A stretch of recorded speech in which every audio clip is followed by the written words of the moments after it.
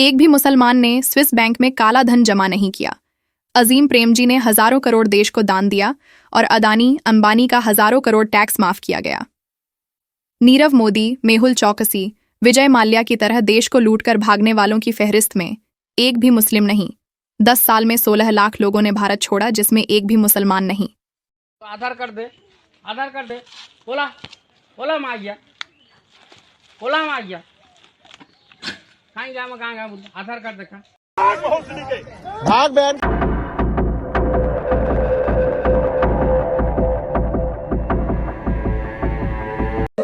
साथियों, आप सब कैसे हो? उम्मीद करती हूँ आप सभी खैरो आफियत से होंगे। सबसे पहले तो आप सभी भारतीयों को जश्न आज़ादी की मुबारकबाद और भारत में दंगे फसाद मचाने वालों पर हजारों लानतें। आज हम इस खुशनुमा मौके पर एक अहम रिपोर्ट पेश कर रहे हैं। इस रिपोर्ट को लाखों लोगों तक पहुंचाना आपकी जिम्मेदारी, तो बने रहे हमारे साथ आखिर तक। आप देख रहे हैं SD24। मैं हूं मैरा कुरैशी। सारे जहां से अच्छा हिंदोस्तां हमारा सारे जहां से अच्छा। भारत एक दुनिया का सबसे बड़ा लोकतंत्र माना जाता है। दुनिया भर में भारत का रुतबा एक अलग ही मुकाम रखता है। कई सदियों से भारत को दुनिया इज्जत और एहतराम की नज़र से देखती है। भारत ही एक ऐसा मुल्क है जिसके दुनिया भर के मुल्कों से बेहतरीन रिश्ते हैं। लेकिन लेकिन लेकिन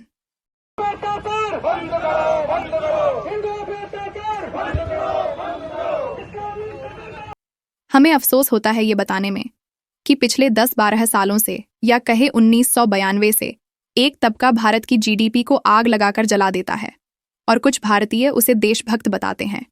तो चलिए जानते हैं विस्तार से। जिस देश में दंगे फसाद होते हैं, जिस देश में सांप्रदायिक कीड़े एक्टिव होते हैं, उस देश की GDP धुआं धुआं हो जाती है। मिसाल के तौर पर म्यांमार, श्रीलंका और अब बांग्लादेश। भारत में मुसलमानों के खिलाफ नफरत की शुरुआत 1992 से हुई। भारत की GDP सबसे पहले 1992 में जलाई गई। उसके बाद गुजरात दंगे, मुजफ्फरनगर दंगे। इसके बाद नए दौर में हर दिन मुसलमानों के खिलाफ जुल्म, ज्यादती, मॉब लिंचिंग जैसी घटनाओं ने तूल पकड़ा। इसके बाद आज मूल्य भगाओ अभियान शुरू है।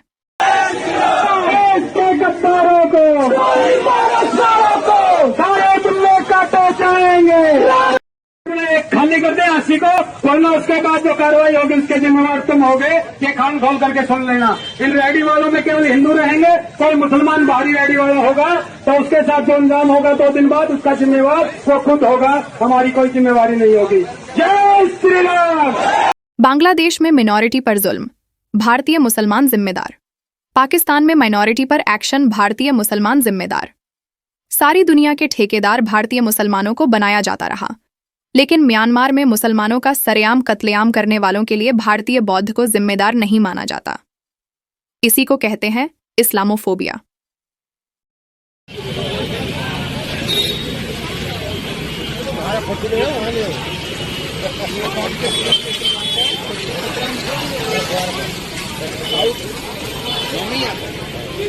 सबसे बड़ी बात, भारत के अक्सर बेवकूफ पॉलिटिकल लीडर्स, कई बेवकूफ विद्वान कहते हैं कि भारत में मुसलमान बाय चांस नहीं बाय चॉइस है। इन बेवकूफ़ों को समझना चाहिए कि भारत में मुसलमान ना बाय चांस है और ना ही बाय चॉइस। भारतीय मुसलमान हजारों सालों से भारत का मूल निवासी है, जो शुद्र, अतिशुद्र, अछूत बनाए जाने से तंग आकर इस्लाम में दाखिल हो चुका है। जिन्हें बर्मा जाना था चले गए, जिन्हें बांग्लादेश, ब्रिटेन जाना था चले गए, जिन्हें पाकिस्तान चाहिए था वे पाकिस्तान चले गए। इसका भारत में रह रहे मुसलमानों का क्या संबंध? ये तो साह बहू वाली बात हो गई। समधी ने दहेज नहीं दिया तो बहू की कुटाई। बांग्लादेश की घटना का जिम्मेदार ठहराकर भारतीय मुसलमानों की झुग्गी झोपड़ियां तोड़ी जाती है। मामूली से आरोप में मुसलमानों के मकानों को बुलडोजर से तबाह कर दिया जाता है। मुसलमानों की मॉब लिंचिंग करने वालों झुग्गी झोपड़ियां तोड़कर देश की एकता को तार तार कर देश की GDP जलाने वालों पर कार्रवाई तक नहीं होती। इसकी जिंदा मिसाल मुसलमानों की झुग्गियां तोड़ने वाला पिंकी जेल में है, जल्द ही रिहा हो जाएगा। उसके घर पर बुलडोजर नहीं चलेगा। शर्जील इमाम, गुलफिशा फातिमा, खालिद सैफी, उमर खालिद, शाहरुख पठान, मीरान हैदर जैसे सैकड़ों मुसलमानों पर जुर्म साबित नहीं हुआ। बावजूद इसके अदालत उनकी जमानत की अर्जी भी लेने को तैयार नहीं। और राम रहीम सजायाफ्ता मुजरिम 360 दिनों में 222 दिन जेल से बाहर मौज मनाता है। ये सभी हरकतें जहरीले सांप्रदायिक कीड़ों के लिए और उनकी पीठ थपथपाने वाली सरकार के लिए फायदेमंद जरूर है, लेकिन इन हरकतों से देश की तरक्की में काफी रुकावटें पैदा हो रही हैं। विदेश से कोई निवेश करने को तैयार नहीं, कोई विदेशी कंपनी देश में आने को तैयार नहीं। जीडीपी जलती रही है। तब सरकार और प्रशासन में बैठे देश प्रेमी अफसरों नेताओं को सांप्रदायिक मामलों और इस्लामोफोबिया पर रोक लगाने के लिए आगे बढ़ना चाहिए और देश की तरक्की में योगदान देना चाहिए।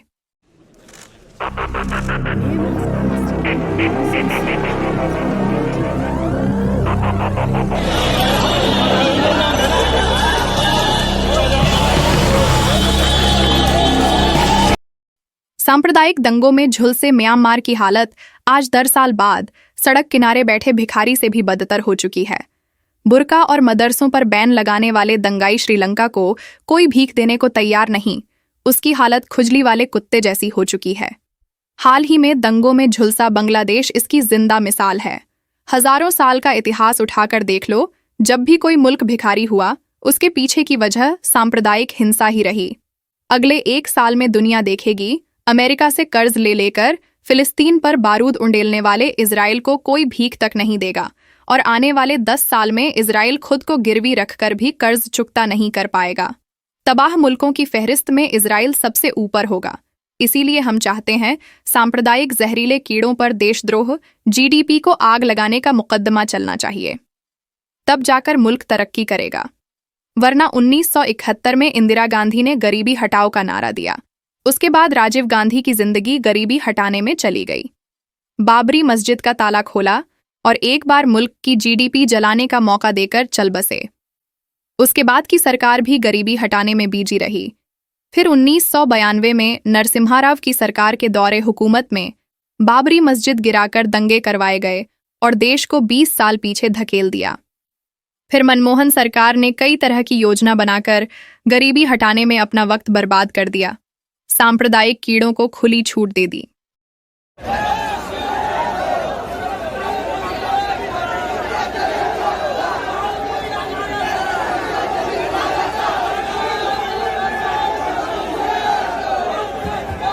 जैसे ही 1992 के नुकसान से उबरने की शुरुआत हुई, बीजेपी ने अपनी सरकार बनाई। कांग्रेस सरकार में जो दंगे होते थे, बीजेपी सरकार में भी जारी रहे, या यूं कहे फसादों में तरक्की हुई। पहले दंगे होते थे, 100-200 लोग मरते थे। अब हर दिन मुसलमानों को एक आवारा भीड़ मार देती है। बलात्कारियों के समर्थन में रैलियां निकलती हैं। खुलेआम मुसलमानों को मारने, काटने, भगाने के ऐलान होते हैं। हथियार उठाने के ऐलान होते हैं। इन सभी दंगे फसादों ने देश की जीडीपी को इतना जलाकर राख कर दिया कि 1971 के दौर से 2 गुना ज्यादा गरीबी बढ़ गई और वर्तमान मोदी सरकार ने 80 करोड़ भारतीय जनता को 5 किलो अनाज देकर गरीबी हटाने का सिलसिला जारी रखा। मुसलमानों को साथ लिए बिना देश को सुपर पावर बनाने का ख्वाब फ्रांस, स्वीडन, चाइना, रूस, अमेरिका जैसे मुल्कों का पूरा नहीं हुआ, तो 25 करोड़ मुस्लिम आबादी वाले देश भारत का कैसे पूरा होगा? मुसलमानों पर जुल्म ज्यादती करने वाले मुल्कों में चाइना, फ्रांस, स्वीडन, रूस, अमेरिका ने कई झंडे गाड़े हुए हैं, लेकिन आज फ्रांस अफ्रीकी मुल्कों को साथ लेकर, चाइना अफगानिस्तान, सऊदी अरब, ईरान, पाकिस्तान को साथ लेकर, रूस ईरान, यूएई, सऊदी अरब, फिलिस्तीन को साथ लेकर अपने मुल्क की तरक्की में सबसे ऊपर है।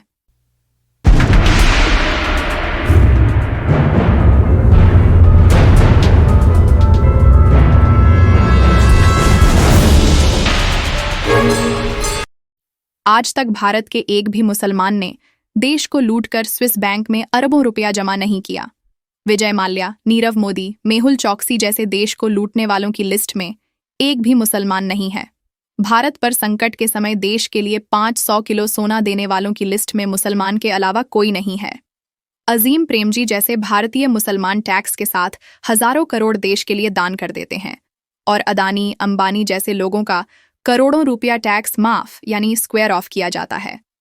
लेकिन देश के हजारों किसान आत्महत्या कर लेते हैं, उनका 10-20 हजार का कर्ज माफ नहीं किया जाता। देश की तरक्की में कंट्रीब्यूशन देने वालों में सबसे आगे मुसलमान है। देश के लिए कई मुसलमान राजाओं ने अपनी सत्ता छोड़ दी। देश के लिए बहादुर शाह जफर ने जेल में जाना और दोनों बेटों के सर कटना पसंद किया। देश को लूटने वालों में मुसलमान नहीं है। काला धन जमा करने वालों में मुसलमान नहीं है, टैक्स चोरी में मुसलमान नहीं है, सजायाफ्ता मुजरिमों की लिस्ट में ऐसा कोई मुसलमान नहीं है जो साल में 10 महीने आज़ाद घूमता हो, बलात्कारियों के समर्थन में रैलियां करने वाला मुसलमान नहीं है, मॉब लिंचिंग करने वालों में मुसलमान नहीं है, देश से भागकर कैलासा जैसा देश बनाने वालों में भी कोई मुसलमान नहीं है। पिछले 10 साल में 16 लाख नागरिकों ने भारतीय नागरिकता छोड़ी और दूसरे मुल्कों में बस गए। इन 16 लाख में एक भी मुसलमान नहीं है। बावजूद इसके भारत में सांप्रदायिक कीड़ों का टारगेट मुसलमान ही है। यही मुल्क की तरक्की में सबसे बड़ा ब्रेकर साबित हो रहा है। मुसलमानों के साथ दोगला रवैया और इस्लामोफोबिया देश की आज़ादी से ही शुरू हुआ, लेकिन पिछले 10-12 सालों में भारत की मुस्लिम कौम को हमेशा से उलझन में रखा गया। कभी मॉब लिंचिंग करके, कभी बेगुनाहों को जेलों में डालकर, कभी लव जिहाद, कभी चोरी का इल्जाम तो कभी कोरोना फैलाने का जिम्मेदार बताकर, कभी संसद में कटुआ मुल्ला भड़ुआ कहकर तो कभी मुसलमानों देश छोड़ो जैसे नारे लगाकर। लेकिन मुट्ठी भर जहरीले कीड़ों इस्लामोफोबिकों को लगता था कि हम मुसलमानों को दबाकर रखेंगे। लेकिन अनपढ़, गंवार, बेवकूफ, देश की जीडीपी जलाने वाले देशद्रोहियों को क्या पता कि वे अपने ही मुल्क की इकोनॉमी को मिट्टी में मिला रहे हैं। अगर मुसलमानों के साथ भेदभाव, मुसलमानों को मेंटली टॉर्चर बंद कर और इस्लामोफोबिया की बीमारी का इलाज किया जाए और देश की तरक्की का सारा बोझ मुसलमानों के कंधों पर डाला जाए, तब भी देश का मुसलमान पीछे नहीं हटेगा और अमन पसंद हिंदुओं के साथ मिलकर देश को विश्व गुरु बनने से कोई रोक नहीं सकता। मुसलमानों को मुल्क के लिए शहीद होने को कहो तो लाइन में सबसे आगे मुसलमान मिलेंगे और मुस्लिम शहीदों की रगों से खून की जगह भारत निकलेगा।